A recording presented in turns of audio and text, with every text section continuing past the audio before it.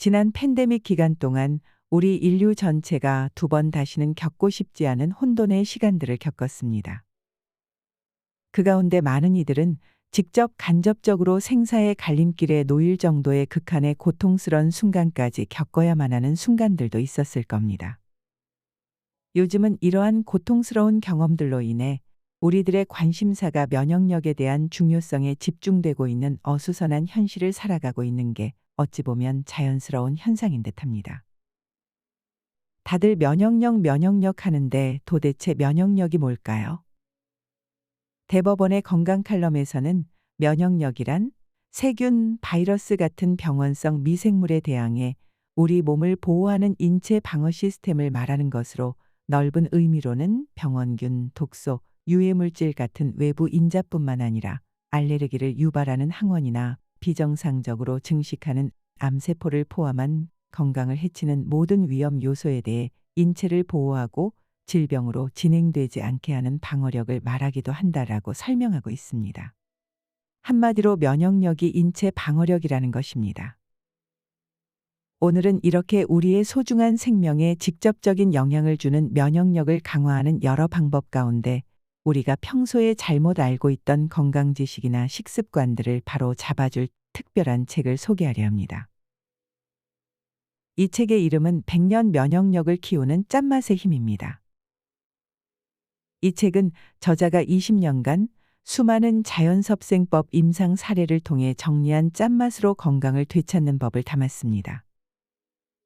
이론상 그럴 것이라는 가정이나 개인적인 경험 몇 가지를 가지고 일반화해서 쓴 글이 아니라 지난 20년간 저자의 센터를 거쳐간 사람들 중 소금으로 건강을 되찾은 10,000명이 넘는 사람의 사례를 경험하면서 저자가 직접 깨닫고 정리하여 쓴 내용이라고 합니다.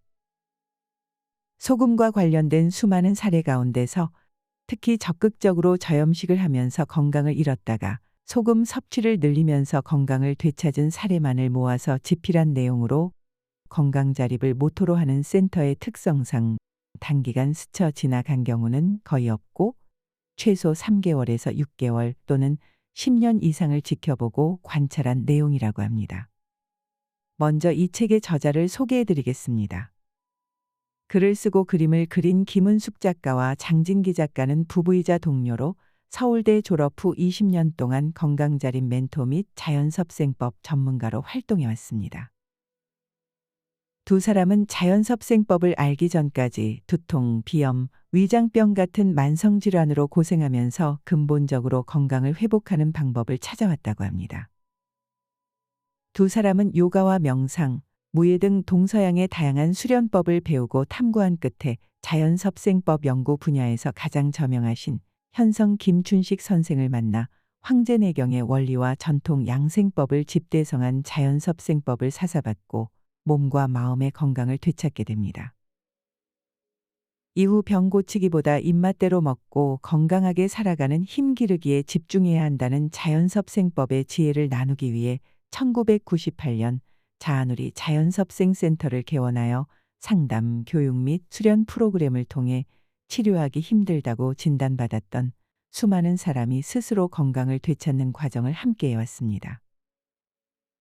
한편 한무예 연구소를 설립해 전통무예와 수련법들을 자연의 원리에 맞게 정리, 체계화한 운동법을 보급하는 데 힘쓰고 있습니다. 나아가 지금까지의 수많은 임상 사례를 바탕으로 식습관, 운동, 마인드 등 생활습관을 바로잡는 직관의 몸공부 프로그램을 만들어 만인의 건강자립을 돕고 있습니다. 이와 함께 건강에 대한 부모들의 의식 변화가 무엇보다 중요하다는 것을 깨닫고 직관육아 네트워크를 통해 부모 교육도 활발히 진행 중입니다. 대표 저서로는 치유 본능이 있습니다. 이제 본문을 읽어드리며 저희 견해를 함께 나눠보도록 하겠습니다. 우리는 여태 소금에 대해 속고 있었다. 우리 몸을 흘러다니는 물은 소금물이다. 그래서 피와 땀, 눈물 모두 짜다. 분비물뿐 아니라 뼈와 살, 혈액에도 소금이 들어있다. 소금은 인체의 구성 성분이면서 조직과 조직, 혈액과 세포, 뇌와 신경을 두루 연결하는 데 필수 성분이다. 논란의 여지 없이 살기 위해선 소금이 반드시 필요하다. 소금이 없으면 숨을 쉴 수도 근육을 움직일 수도 없고 영양분을 소화시킬 수도 몸이 음식을 받아들일 수도 배설을 제대로 할 수도 없다. 호흡도 체온 조절도 안 된다.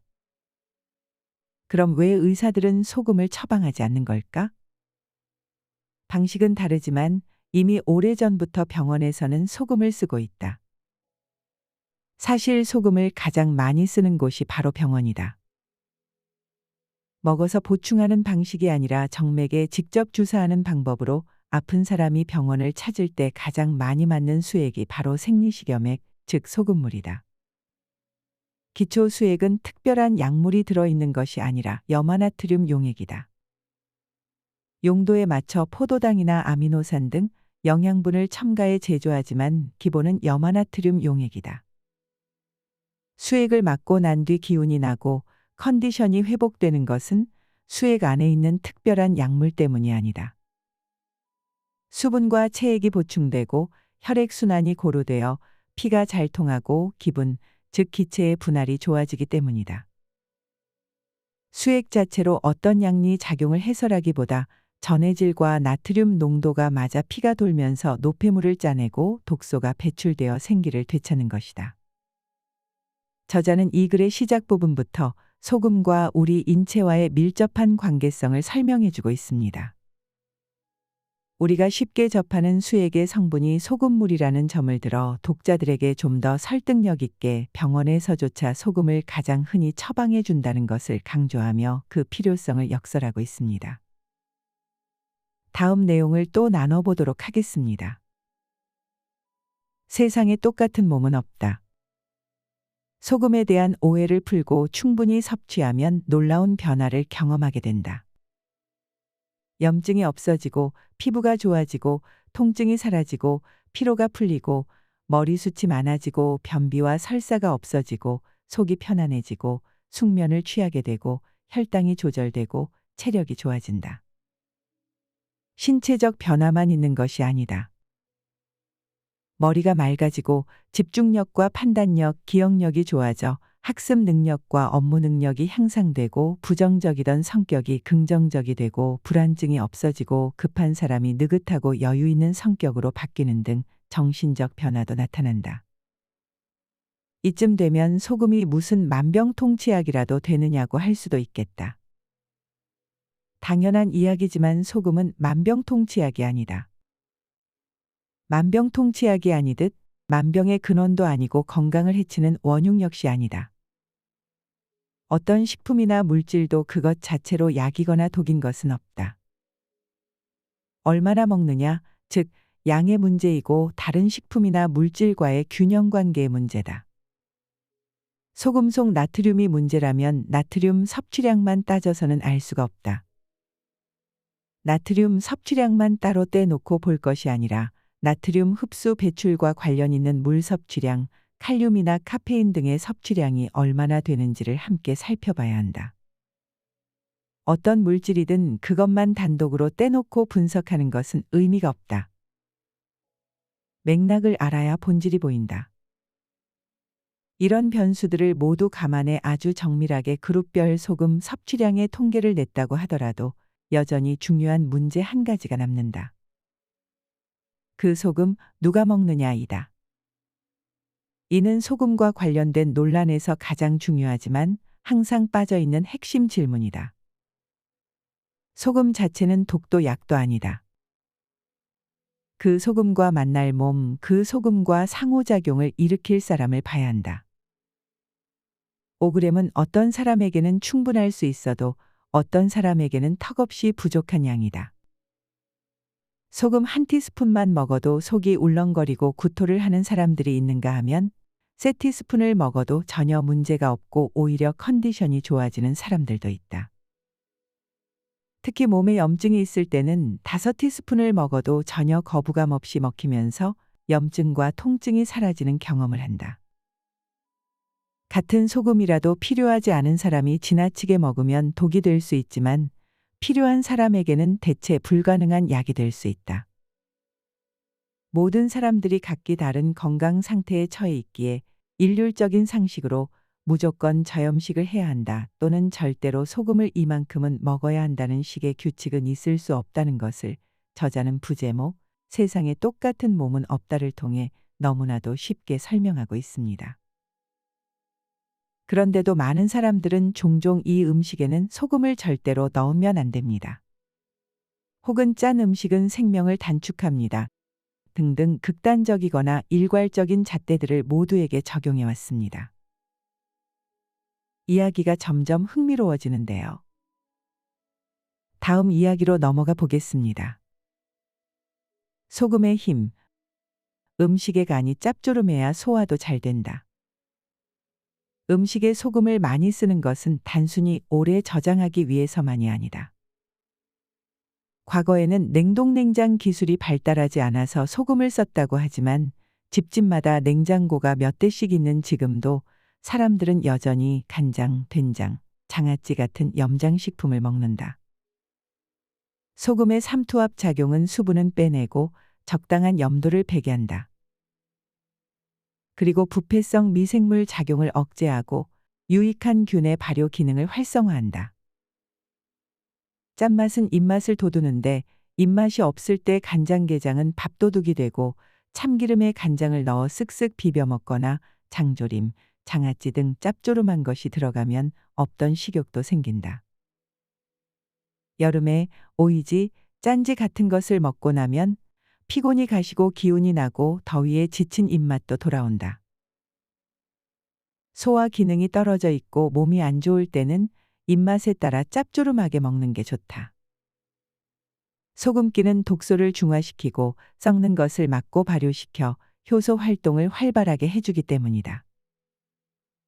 수십 년을 먹어왔던 소화제를 끊고 입이 짧은 아이가 먹성 좋은 아이로 바뀌고 늘 가스가 차서 더부룩했던 속이 편안해져 세상이 달라 보일 정도다. 짭조름하게만 먹어도 속은 훨씬 편안하고 가벼워진다. 옛 문헌들의 기록에서 알 수 있듯 소금은 오래된 채기를 없애는 데 도움이 된다. 평소 입맛대로 짭조름하게 먹고 필요한 경우 식사 소금을 따로 챙겨 먹으면서 소화제 먹을 일이 없어졌다는 사람이 많다. 우리 몸은 받아들이기 어려운 재료가 들어오거나 음식을 소화하고 흡수시킬 수 없는 상태가 되면 밖으로 밀어내는데 이때 두드러기나 뾰루지 같은 형태로 드러난다. 피부 트러블의 상당수가 소화와 관련이 있다. 저도 소화기관이 좋지 않아 병원을 아주 자주 들락거리는 사람으로 이 부분의 이야기를 집중하고 읽었던 독자입니다. 특히 오랜 건강염려증의 당연한 결과로 과도한 저염식에 익숙해진 저로서는 혹시 저의 습관적이고 극도로 더부룩한 소화불량이 저염식 때문일 것이라는 합리적인 의심을 할 수밖에 없게 됐습니다. 저자의 글을 더 신뢰하게 되는 부분은 제가 병원에서 처방받은 약 중 하나인 소화제가 엔자임인데 맛을 보면 아주 짠 소금 덩어리 같은 성분으로 된 알약입니다. 그래서인지 이 부분을 읽으면서 그 약의 맛이 떠오르며 혼자 그 연관성에 신기해하는 중입니다. 제 개인적인 얘기는 여기서 각설하고 다음 본문으로 넘어가 보겠습니다. 소금의 힘. 머리를 맑게 해준다. 나이가 들면 종종 예전 같지가 않네. 나이 먹으니까 머리가 다 굳었어. 입속에 맴돌기만 하고 생각이 나질 않네 라는 말을 한다. 머리가 굳고 뇌가 턱턱거리는 느낌이 드는 것이다. 기억력이 떨어지고 아이디어도 빨리 떠오르지 않아 속상하다고들 말한다. 나이가 들었다고 다 그런 것도 아니고 젊다고 해서 다 괜찮은 것도 아닌데 말이다. 시험지만 받으면 눈앞이 깜깜해져 아는 문제도 제대로 풀지 못했다고 괴로워하는 10대도 꽤 있다. 공자는 인자요산 지자요수라고 했다. 어진 사람은 산을 좋아하고 지혜로운 사람은 물을 좋아한다는 뜻이다. 물, 수기호는 지혜로움의 상징이다. 물질 가운데 정보가 가장 잘 새겨지는 매체가 물이다. 물은 순수해서 파동의 고유의 성질이 없다 보니 파동이 가장 잘 실리고 정보를 그대로 기억한다. 딱딱한 흙바닥에 돌멩이를 던지면 부딪혀 그대로 튕겨 나오지만 호수에 돌멩이를 던지면 그 파장대로 파문이 일어난다. 물이 지구 전체를 순환하면서 필요한 곳에 정보를 전달하듯 물은 우리 몸 곳곳을 돌면서 정보를 실어 나른다. 소금과 물은 머리를 말랑말랑하게 만들어준다. 소금은 잉태 순간부터 죽을 때까지 평생 뇌세포가 살아 일하는 동안 신경세포익과 정보 처리에 반드시 필요하다. 1000억 개에 달하는 뇌신경세포는 혈중 나트륨 부족에 민감하게 반응한다. 뇌세포에는 미세한 전류가 흐르고 신경자극이 전달되는데 아무리 뛰어난 뇌라도 소금과 물 없이는 제 기능을 발휘할 수 없다. 건강을 찾기 위해 좋은 소금을 먹고 입맛대로 간간하게 먹으면서 머리가 좋아졌다는 사람이 많다. 나이와 무관하게 공부가 좋아졌다는 사람도 많은데 심지어 60대 나이에 고시 공부를 해도 붙을 것 같다면서 두뇌가 젊어졌다고 이야기하는 사람들도 있다. 청소년이나 수험생의 경우 수학과 과학처럼 논리적 사고를 요하는 과목의 성적이 오르자 부모가 챙기지 않아도 알아서 소금을 잘 챙겨 먹는다고 한다. 실컷 공부하고도 막상 시험지를 받으면 눈앞이 캄캄해지는 증상이 사라졌다고 말하는 학생도 있다. 애초에 소금을 먹게 된 계기는 비염이나 아토피, 좋아져 깜짝 놀라곤 한다.